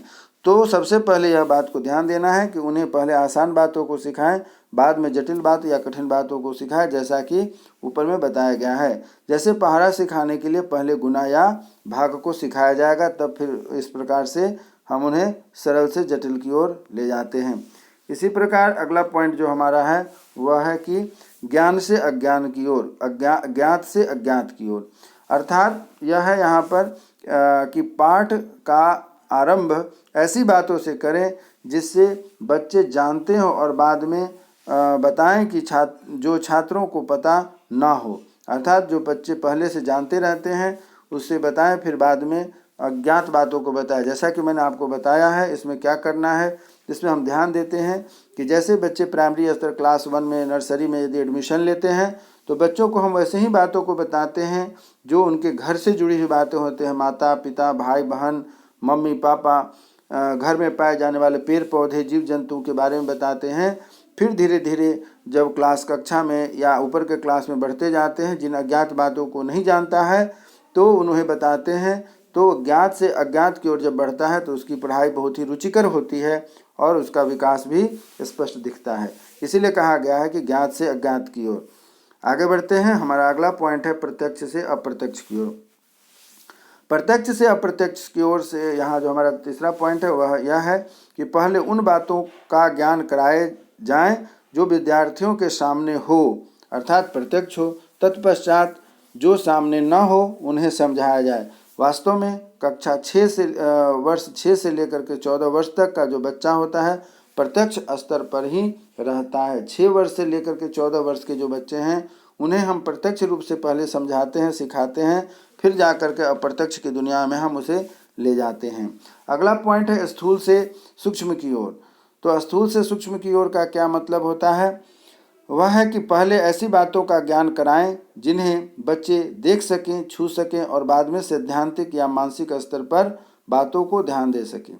फिर से मैं रिपीट करता हूं कि स्थूल से सूक्ष्म की ओर पहले ऐसी बातों का ज्ञान हमें कराएं जिन्हें कि बच्चे देख सके, छू सके और सैद्धांतिक स्तर से या मानसिक स्तर से समझ सकें। तो वह जाकर के क्या होता है, स्थूल से सूक्ष्म की ओर का ज्ञान सार्थक होगा। नेक्स्ट है वह है कि विशिष्ट से सामान्य की ओर। पहले उसे उदाहरण के रूप में एक ऐसे वस्तु का ज्ञान दी जानी चाहिए जो बाद में सामान्यीकरण के रूप में उन्हें लागू होता है। तो इस प्रकार से क्या है कि विशिष्ट से सामान्य की ओर हमें आगे बढ़ना है। चलिए आगे बढ़ते हैं। इसी प्रकार से अगला पॉइंट हमारा है वह क्या है, उस पर हमें ध्यान देना है। वह है कि पूर्ण से अंश की ओर। पहले पूरे भाग की जानकारी देते हैं, फिर उसे हिस्से की। पहले पूरे पौधे का ज्ञान कराया जाए, फिर उसके विभिन्न भागों को। पूर्ण से अंश की ओर अर्थात क्या हुआ, पहले हम पूरे पेड़ का एक उदाहरण के रूप में उन्हें समझाते हैं, जिसमें कहा जाता है कि बच्चे आप अपने घर से एक छोटा सा पौधा को उठा करके लाएं, उखाड़ करके लाएं। फिर जब बच्चे स्कूल में उसको लाते हैं तब हम उन्हें एक एक करके बताते हैं कि उसके सबसे नीचे भाग में जड़ होता है, उसके ऊपर के भाग को हम तना कहते हैं, उसके ऊपर के भाग को हम टहनी कहते हैं, उसके ऊपर के भाग को पत्तियां कहते हैं, उसके ऊपर के भाग को फूल कहते हैं, उसके ऊपर में फल लगता है, फल के बाद फिर बीज आते हैं और बीज के बाद फिर से पौधों का निर्माण शुरू होता है। तो इस प्रकार से पूर्ण से अंश की ओर थोड़ा थोड़ा करके पार्ट बाय पार्ट यदि हम बच्चों को सिखाते हैं तो हमारा शिक्षण बहुत ही प्रभावशाली तथा असरकार होता है बच्चों के लिए। ठीक है, इसी प्रकार आगे बढ़ते हैं। अनिश्चितता से निश्चितता की ओर। तो इसमें हम यह पाते हैं कि जिस प्रकार बच्चा पहले परिवार में भाई बहन का संप्रत्यय जानता है, फिर छोटे छोटे बड़े से छोटे का पहले थोड़ा फिर ज़्यादा जानता है और फिर उसके बाद उसे निश्चित संख्या की ओर हम बढ़ाते हैं। इसीलिए कहा गया है कि अनिश्चितता से निश्चितता के नियम को हमें पालन करना है। फिर कहा गया है कि विश्लेषण से संश्लेषण की ओर। विश्लेषण से संश्लेषण का अभिप्राय है पहले किसी विषय में व्यापक जानकारी लेते हैं, फिर उनका सारांश और निष्कर्ष निकालते हैं। पहले उस विषय का व्यापक जानकारी लेते हैं, अर्थात हम शिक्षक को यह जिम्मेवारी बनती है कि जब हम पढ़ा रहे होते हैं तो वैसी स्थिति में छात्र छात्राओं को हमें उसे पहले विस्तृत रूप में उनको समझाया जाए, और जब यह लगता है कि बच्चों को जब हमने विस्तृत रूप से समझा दिया है और वह समझने में सक्षम है, समझ रहे हैं, तब उन्हें शॉर्ट में संक्षेप में समझाया जाता है निष्कर्ष के रूप में, तो उसे और ज़्यादा प्रभावी होता है। तो इस प्रकार से विश्लेषण से संश्लेषण की ओर की क्रिया पूरी होती है। नेक्स्ट है कि मनोविज्ञान से तर्क की ओर। तो पहले बच्चों की पसंद, रुचि, मानसिक स्तर तथा प्रेरणा के अनुसार और बाद में तर्क की कसौटी पर कसते हुए हम शिक्षण को इस क्षेत्र में आगे बढ़ाते हैं। मनोविज्ञान को यदि हम ध्यान में रख करके बच्चों को शिक्षा देते हैं, अर्थात उनकी पसंद, रुचि और मानसिक स्थिति तथा प्रेरणा के स्तर को ध्यान में रख करके करते हैं, तो इस तरीके से क्या है कि हमारा जो शिक्षण होगा बहुत जल्दी अच्छा होगा, सटीक होगा तथा बच्चों के ऊपर प्रभावकारी होगा। तो हम कह सकते हैं कि मनोविज्ञान से तर्क की ओर जो हमारी शिक्षण होगी वह बहुत ही प्रभावकारी और उद्देश्यपूर्ण होगी। चलिए आगे बढ़ते हैं। सुगम से कठिन की ओर। पहले सुगम पाठों को पढ़ाना चाहिए, जैसे कि पहले गिनती फिर पहाड़ा। उससे बालक में धीरे धीरे सुगमता से कठिन की ओर बढ़ने की जो भावना है वह विकसित होती है। नेक्स्ट है अनुभव से तर्क की ओर। नेक्स्ट है अनुभव से तर्क की ओर। तो अनुभव से तर्क की ओर का मतलब हुआ कि अनुभव और निरीक्षण के द्वारा जो ज्ञान को तर्क तथा तर्कपूर्ण बनाना चाहिए, उससे उदाहरण स्वरूप है कि सूर्य पूरब में उगता है। फिर बालक को प्रश्न पूछा जाए कि उनके तर्क पर आधारित, जैसे कि सूर्य पूरब से निकलता है, तो जब पूरब से सूर्य निकलता है तो अस्त कहाँ होता है और उसे क्या कहते हैं। तो अर्थात इससे होगा कि वो जिधर अस्त होता है उधर हमें क्या होता है, पश्चिम कहते हैं। तो सूर्य की ओर यदि मुँह करके खड़ा हो जाएगा वह विद्यार्थी, तो पीछे की दिशा को हम कहेंगे पश्चिम है, बाएं की दिशा को कहेंगे कि उत्तर है, दाहिने की दिशा को कहेंगे दक्षिण है। इस प्रकार से क्या है कि अनुभव के आधार पर बच्चों को हम तर्क के द्वारा दिशा ज्ञान दे सकते हैं। इसीलिए कहा गया है कि अनुभव से तर्क की ओर।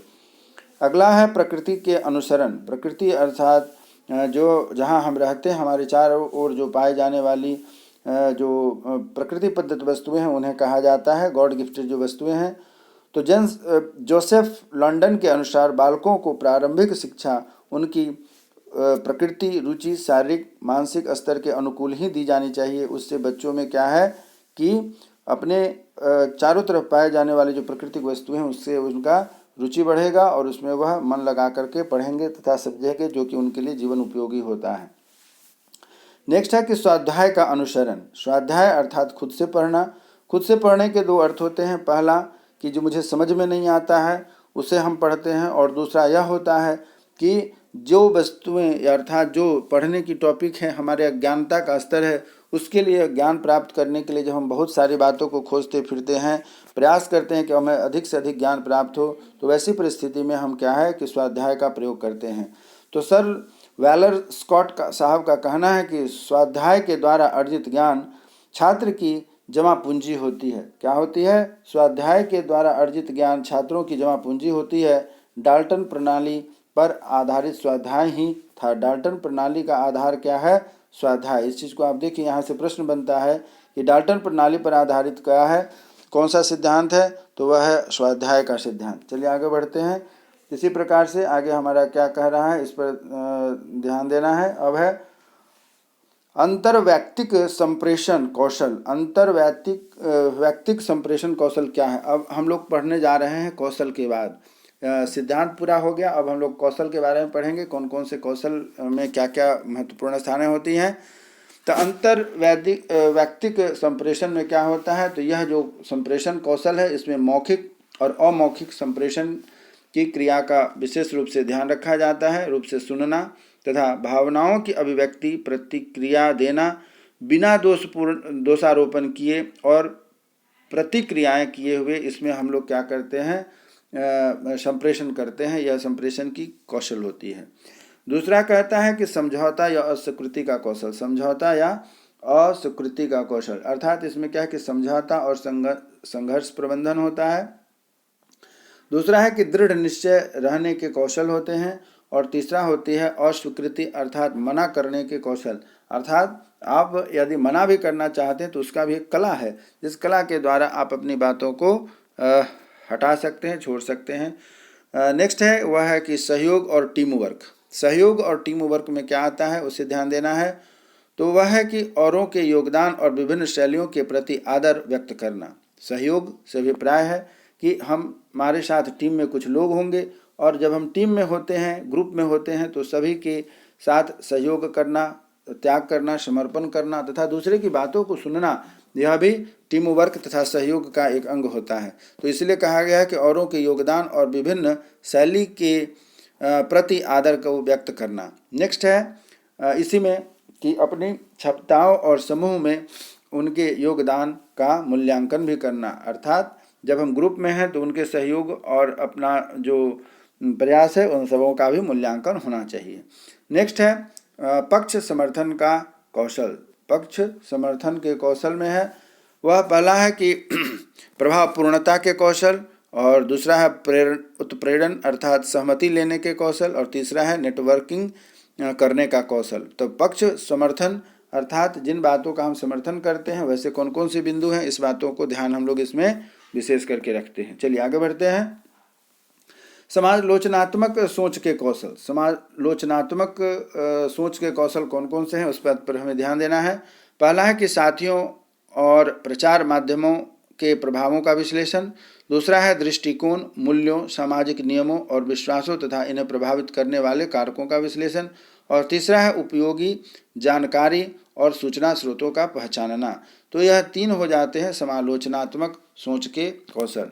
नेक्स्ट है कि नियंत्रण की आंतरिक क्षमता वृद्धि का कौशल। नियंत्रण के आंतरिक क्षमता का कौशल, अर्थात जो हम काम कर रहे हैं उसे नियंत्रित वे में भी करना चाहिए, क्योंकि हम जब तक नियंत्रित नहीं रहेंगे तब तक आंतरिक क्षमता का विकास नहीं हो सकता है।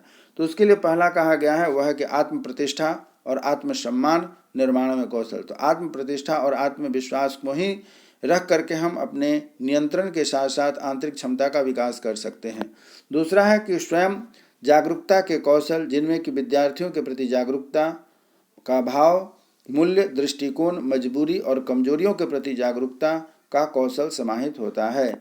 उसके बाद नेक्स्ट हो जाता है कि लक्ष्य निर्धारण के कौशल। लक्ष्य निर्धारण कैसे होता है, यह मुख्य बातें हैं। और नेक्स्ट हो जाता है स्वयं मूल्यांकन विश्लेषण और अपनी निगरानी करने के कौशल। स्वयं मूल्यांकन विश्लेषण और अपनी निगरानी करने का कौशल, यह होता है, यह जो मुख्य बातें हैं वह नियंत्रण की आंतरिक क्षमता वृद्धि के कौशल। अब आगे है वह है कि भावना प्रबंधन के कौशल।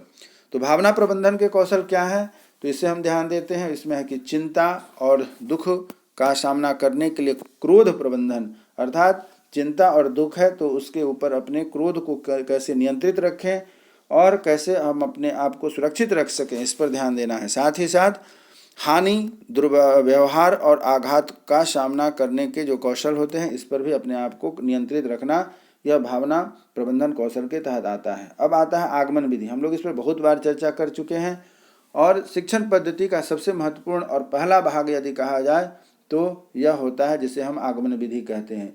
यह हमेशा हर विषय के लिए, हर टॉपिक के लिए जो शिक्षण अधिगम से जुड़ा होता है उसमें एक महत्वपूर्ण टॉपिक है, VVI है, इसलिए इसे हम आगमन विधि के रूप में जानते हैं। इस विधि में प्रत्यक्ष अनुभव, उदाहरणों और प्रयोगों का अध्ययन कर नियम निकालने जाते हैं तथा तथ्यों के आधार पर उचित सूझबूझ के निर्णय लिए जाते हैं। इसमें अध्यापन होता है। और इसके जो 3 मुख्य बातें होती हैं वह जानना है, जो परीक्षा में आपको हमेशा पूछा जाता है। इसमें प्रत्यक्ष से प्रमाण की ओर हम जाते हैं, स्थूल से सूक्ष्म की ओर जाते हैं तथा तीसरा में विशिष्ट से सामान्य की ओर जाते हैं। इसे हम आगमन विधि के रूप में प्रयोग करते हैं। यह सबसे महत्वपूर्ण बात होती है। अब आगे बढ़ते हैं, निगमन विधि क्या होती है। तो निगमन पर हमें ध्यान देना है। इसमें छात्र स्वयं नियम नहीं बनाते हैं, अर्थात निगमन के लिए हम डायरेक्ट नियम नहीं बना सकते हैं। कौन? छात्र। तो उन्हें पहले नियमों, उदाहरणों, प्रयोगों, पूर्व अनुभवों आदि से अवगत करा दिया जाता है। तो नियम कैसे बनेंगे? उदाहरणों के आधार पर, प्रयोगों, पूर्व अनुभवों के आधार पर क्या है कि निगमन होता है। और कुछ प्रश्नों को हल करके दिखाया जा सकता है इस विधि के द्वारा, जिसे हम निगमन विधि कहते हैं। इसके बाद बारी आती है कि इसमें होते क्या क्या है, इसे हमें ध्यान रखना है। तो पहली बात होती है कि नियम से उदाहरण की ओर, दूसरा कहते हैं सामान्य से विशिष्ट की ओर, तीसरा कहते हैं स्थूल से सूक्ष्म से स्थूल की ओर तथा चौथा कहते हैं प्रमाण से प्रत्यक्ष की ओर। तो जो आप हमारे इस वीडियो को सुनने वाले दर्शक हैं, श्रोता हैं, छात्र छात्राएं हैं, आपको मैं बताना चाहता हूं कि यह जो टॉपिक दिया गया है कि निगमन विधि कैसे होती है, इसमें होने वाली विधियों को आपको विशेष करके ध्यान देना। जो परीक्षा में आपसे पूछा जाता है वह है कि नियम से उदाहरण किस में चलता है या फिर सामान्य से विशिष्ट किधर की ओर चलता है। तो इन सब बातों को आपको ध्यान में रखना है।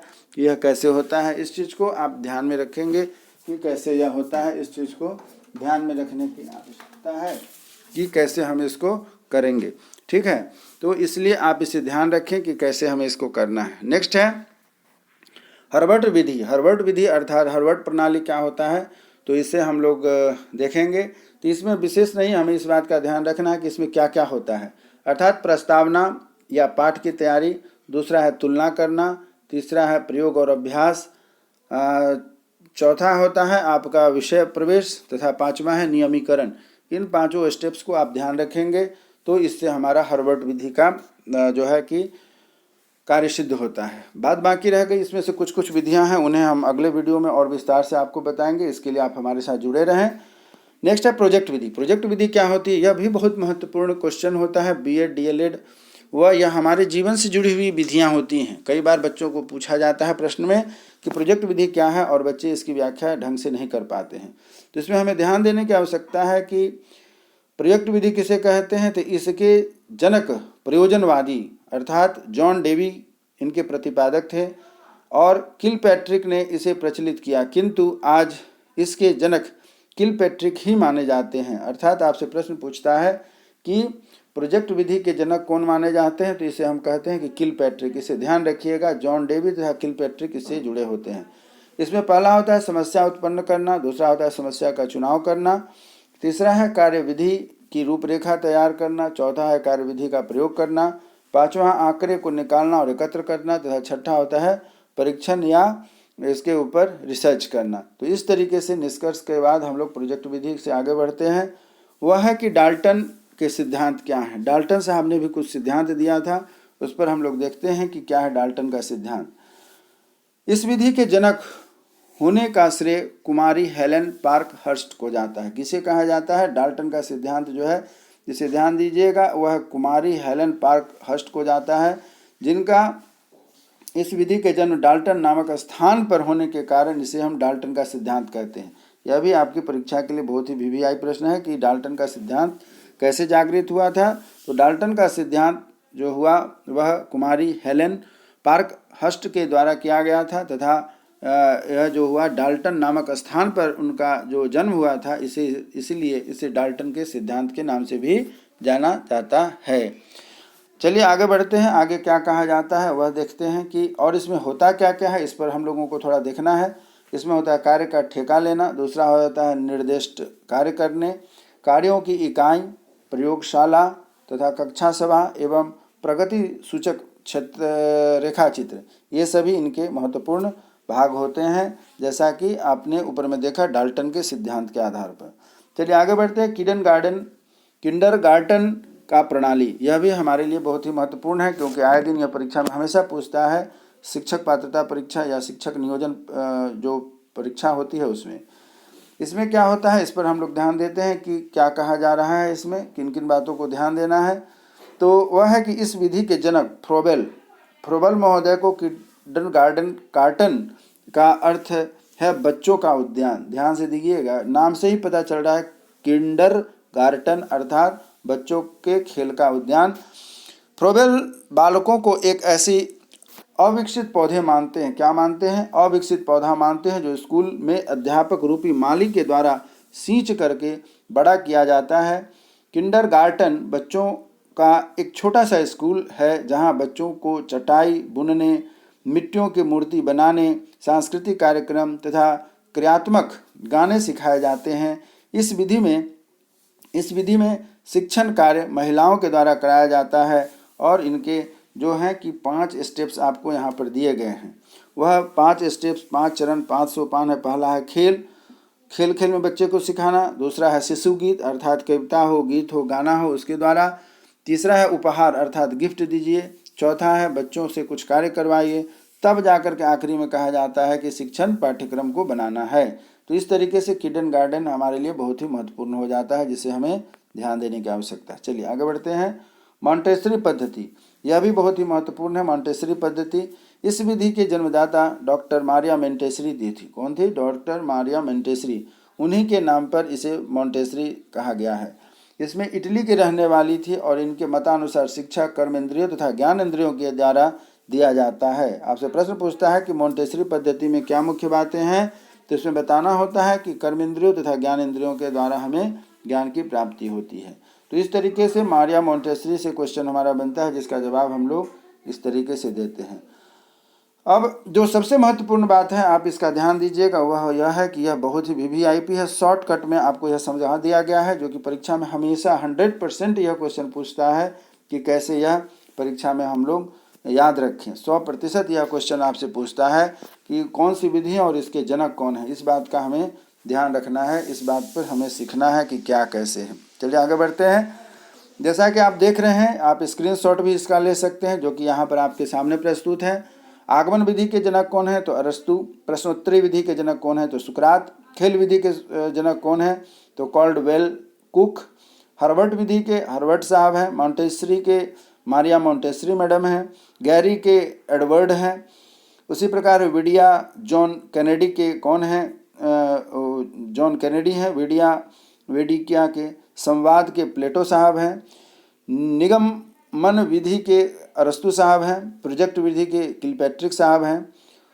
डाल्टन की विधि के कुमारी हेलन पार्क हस्ट हैं। किडन गार्डन के फ्रोबेल साहब हैं तथा ह्यूरिस्टिक मेथड के आर्मस्ट्रॉन्ग तथा विनेटका के डॉक्टर कार्लटन वाटसन हैं तथा डेक्राली हैं। एक चीज़ और अब मैं चलते चलते इसमें आपको बताना चाहता हूं कि मैं अगले वीडियो में आपको इस सभी सिद्धांत और विधि और उनके जनक के बारे में शॉर्टकट मेथड बताने जा रहा हूं, जिस शॉर्टकट मेथड के द्वारा आप इन सभी विधियों और उनके जनक को आसानी से याद कर सकते हैं। तो उसके लिए आपको हमारे इस YouTube चैनल को सब्सक्राइब करना होगा, जिसके माध्यम से आप इसको शॉर्टकट में याद करें, जो आपकी परीक्षा में बहुत ही उपयोगी सिद्ध होगा। और इसके लिए आप हमारे इस वीडियो को आखिरी तक देखते रहें। अब आखिरी पायदान पर हम लोग पहुँचने वाले हैं। यहाँ जो हम आपको बताने जा रहे हैं वह यह है कि हम जिन जिन विधियों का प्रयोग करते हैं उन्हें हम किस भाषा में अभिप्राय है कि किस विषय में इसका अधिक से अधिक प्रयोग करते हैं। जैसे कि आप यहाँ देख रहे हैं, आपके पास विषय क्या क्या है, हेडिंग पहले देखिए। विभिन्न शिक्षण विधियों को कहाँ कहाँ अप्लाई करते हैं। विज्ञान में कौन सी शिक्षण विधि अप्लाई होती है, गणित में कौन सी अप्लाई होती है तथा सामाजिक विज्ञान विधि अर्थात SST में। एक ही टेबल के द्वारा आप इस चीज़ को बहुत आसानी से समझ सकते हैं और इसे ध्यान से देखिए। जैसा कि आप देख रहे हैं, शिक्षण पद्धति पहला कॉलम में है, दूसरा में शिक्षण सामग्री तथा तीसरा में है कि किन विषयों में हमें इस शिक्षण विधि का प्रयोग करना है। तो यहाँ आप देखते हैं कि कौन कौन सी वस्तुएं आपके लिए प्रयोग में आती हैं और किन किन विषयों में इसका हम प्रयोग करते हैं। तो पहला शिक्षण विधि है वह पाठ्य पुस्तक विधि अर्थात टेक्स्ट बुक मेथड है। तो वह उसके लिए शिक्षण सामग्री क्या चाहिए, तो पुस्तक चाहिए तथा अध्यापक का कथन अर्थात जो शिक्षक पढ़ा रहे होते हैं।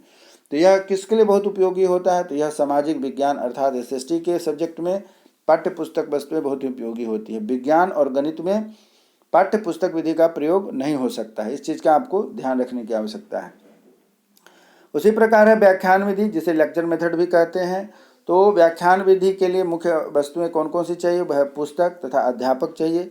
साथ ही साथ इसे हम विज्ञान और गणित में व्याख्यान विधि का प्रयोग नहीं कर सकते हैं, वह केवल सामाजिक विज्ञान अर्थात SST में प्रयोग हो सकता है। तीसरा है कहानी विधि। कहानी विधि में क्या होता है कि इसके लिए कौन कौन से सहायक सामग्री होंगे, अध्यापक का कथन और पाठ्य पुस्तक की कहानी होगी। जैसा कि कहानी से पता है कि कहानी सुनाने वाला एक व्यक्ति होना चाहिए अर्थात वह शिक्षक होगा। और यह कहाँ पर प्रयोग होगा, यह भी SST अर्थात सामाजिक विज्ञान जो है उसमें यह प्रयोग होगा।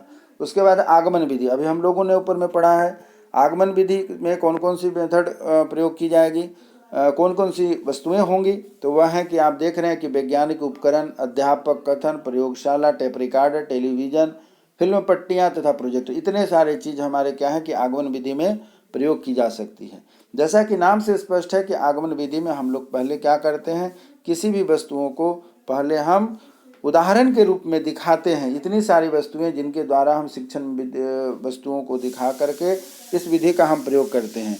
और दूसरी जो सबसे महत्वपूर्ण बात है कि इसको हम किसी भी विधि में प्रयोग कर सकते हैं। इसके लिए किसी भी विषय में अर्थात यहाँ पर साइंस में भी कर सकते हैं, गणित में भी कर सकते हैं तथा SST में, तीनों विषयों में हम आगमन विधि का प्रयोग कर सकते हैं। चलिए आगे बढ़ते हैं। निगमन विधि में क्या है, तो निगमन विधि में हमें कौन कौन से इनके लिए सहायक सामग्री चाहिए, तो सूत्र, सारांश और निष्कर्ष चाहिए तथा साथ ही साथ इसे भी हम तीनों विधियों में प्रयोग कर सकते हैं, विज्ञान में, गणित में तथा सामाजिक में अर्थात SST में। अगली विधि है यह योजना विधि। योजना विधि में क्या होता है कि किन किन से सहायक सामग्री होंगे, तो पुस्तक होंगे, प्रयोगशाला, वैज्ञानिक उपकरण होंगे तथा इन्हें भी हम विज्ञान, गणित तथा SST तीनों में प्रयोग कर सकते हैं। निरीक्षण विधि में कौन कौन सी सहायक सामग्री होंगी, तो इसके लिए आप देखिए कि इसके लिए विषय वस्तु, उपकरण होंगे तथा इसका भी प्रयोग हम विज्ञान, गणित तथा सामाजिक में कर सकते हैं। आठवां है वाद विवाद विधि। वाद विवाद विधि में हम क्या देखते हैं, इसमें हमारे लिए क्या चाहिए, केवल कथन चाहिए, भाषण यानी कि कहने वाला होना चाहिए। इसे हम विज्ञान और गणित में नहीं कर सकते हैं, केवल समाज में कर सकते हैं। और नौवां है अन्वेषण विधि। अन्वेषण अर्थात खोज, तो इसके लिए क्या चाहिए, वैज्ञानिक उपकरण चाहिए और यह केवल और केवल विज्ञान में प्रयोग होंगे और साथ ही साथ समाज में प्रयोग होंगे, गणित में प्रयोग नहीं होंगे। चलिए आगे बढ़ते हैं। अब हम अपने तैयारी के आखिरी पायदान पर हैं, इसलिए वीडियो तो थोड़ी लंबी हुई है, लेकिन आप इसके लिए घबराएं नहीं, वह वीडियो बहुत ही उपयोगी है। और उपयोगी बातें जब भी मिले, जहाँ से मिले, वह कभी भी हमारे लिए हानिकारक नहीं होता है। तो आप धैर्य के साथ जो सुने हैं इसके लिए आप बहुत बहुत धन्यवाद के पात्र हैं, परंतु ज्ञान प्राप्त करने के लिए थोड़ा धैर्य रखना पड़ता है। चलिए आगे बढ़ते हैं। क्या है वह अभी अब आखिरी स्टेज पर है, चिंता ना करें। बुनियादी शिक्षा। बुनियादी शिक्षा के लिए किन किन आवश्यक उपकरणों की आवश्यकता है, तो वह है कि हस्त के उपकरण तथा अध्यापक निर्देशन, अर्थात हाथ से बनाई जाने वाली जो क्राफ्ट की वस्तुएं हैं वे सभी वस्तुएं चाहिए जिन्हें शिक्षक समझा सकेगा। इसमें भी हमें विज्ञान, मैथ्स और समाज के तीनों विषयों की आवश्यकता होती है। किंडरगार्टन में है कि कौन कौन से उपकरण चाहिए, तो इसके लिए उपहार, खेल गीत और हाथ के औजार चाहिए। इसे हम समाज, गणित तथा विज्ञान तीनों में पढ़ सकते हैं, तीनों में हमारे लिए उपयोगी है। नेक्स्ट है खेल विधि। खेल विधि में क्या होते हैं, खेल के उपकरण में होंगे फिल्म पट्टियाँ तथा प्रोजेक्टर होंगे। खेल के लिए जो जो हमारे पास ऐसे साधन होने चाहिए जिसमें हम अलग से कोई विशेष आवश्यकता ना हो सके, अर्थात मनोरंजन के साधन होने चाहिए जिसमें खेल खेल में बच्चे बहुत सारी बातों को सीख जाते हैं। तो विज्ञान, गणित तथा समाज तीनों विषयों में यह बहुत ही उपयोगी होगा। इसी प्रकार आगे बढ़ते हैं। वह है तीसरा, वह है मोंटेसरी। मोंटेसरी पद्धति में हमें उपकरण के तौर पर प्रोजेक्टर और टेलीविज़न चाहिए तथा यह समाज, विज्ञान और गणित तीनों में उपयोगी होता है। चौथा है डाल्टन के नियम, जिसमें हम लोग के लिए आवश्यक होंगे प्रयोगशाला, पुस्तक, अध्यापक और इन सभी सहायक सामग्रियों के साथ साथ यह किन किन विषयों में प्रयोग होगा, तो वह समाज, विज्ञान तथा गणित तीनों में उपयोगी होता है। उसके बाद है सुकराती विधि। सुकराती विधि जैसे सुकरात साहब का जो विधि था वह क्या है कि प्रश्न तथा अध्यापक कथन, अर्थात जो कहने वाले होंगे, टीचर होंगे और प्रश्न करेंगे, तो प्रश्न का प्रश्न पूछना और उत्तर देना, इस विधि को केवल हम लोग सामाजिक अध्ययन में कर सकते हैं, क्योंकि गणित और विज्ञान में और भी बहुत सारी बातों को ध्यान रखना होता है। तो इसलिए यह सुकराती विधि जो है कि सामाजिक अध्ययन में उपयोगी है। नेक्स्ट है सामूहिक विधि, अर्थात ग्रुप में होने वाले कार्य। तो ग्रुप में होने वाले कार्यों के लिए सहायक सामग्री में हो जाता है पाठ्य श्यामपट, प्रोजेक्टर, टीवी, रेडियो, फिल्म पट्टियाँ, मॉडल वगैरह ये सभी आ जाते हैं इसमें। और यह किन किन विषयों में उपयोगी होता है, तो विज्ञान, गणित और समाज, इन तीनों में यह काफ़ी उपयोगी होता है। इसी प्रकार आगे बढ़ते हैं कि वह कौन कौन से हैं। अब नेक्स्ट है व्यक्तिगत विधि। इस पर हम लोग ऊपर चर्चा किए हैं। इसके लिए आवश्यक सामग्री है पुस्तक, शिक्षक कथन तथा यह उपयोगी होगा हिंदी, विज्ञान तथा समाज में। 18वां है केंद्रीयकरण विधि। केंद्रीयकरण विधि से अभिप्राय है जो कि सेंटर में हमारा कौन है, पाठ्य पुस्तक है। इसके ऊपर हम लोग चर्चा बहुत कर चुके हैं, ऊपर से लगातार इसी बारे में चर्चा हो रही है। तो केंद्रीयकरण विधि में होता है अध्यापक, अर्थात जो पढ़ाने वाले शिक्षक हैं, और पुस्तक उनके केंद्र में होता है, और यह विज्ञान, गणित और समाज तीनों में उपयोगी होता है विषय में। 19वां है समन्वय विधि। समन्वय विधि में क्या है कि समन्वय विधि के लिए आवश्यक तत्व जो है वह है आपके पास अध्यापक, कथन और पुस्तक तथा यह समाज, विज्ञान और गणित तीनों में प्रयोग किए जाएंगे।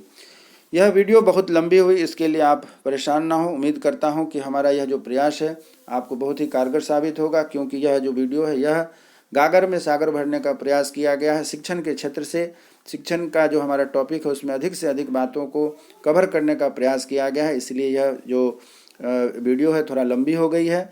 आप इसके लिए परेशान ना हो। यह जरूर आपके जो तैयारी है, परीक्षा की तैयारी है शिक्षक बनने के लिए, उसमें बहुत ही कारगर साबित होगा। साथ ही साथ BEd, DLED व इस तरीके की जो भी कोर्सेस हैं उसके लिए यह वीडियो काफ़ी हेल्पफुल होगा। कम से कम समय में आप अधिक से अधिक जानकारी प्राप्त कर सकें। पढ़ाने के लिए, इसमें बताने के लिए इसमें बहुत सारी बातें थी, परंतु अब आपका जो यह वीडियो काफ़ी लंबा होने के कारण अब मैं इसे स्टॉप करता हूँ।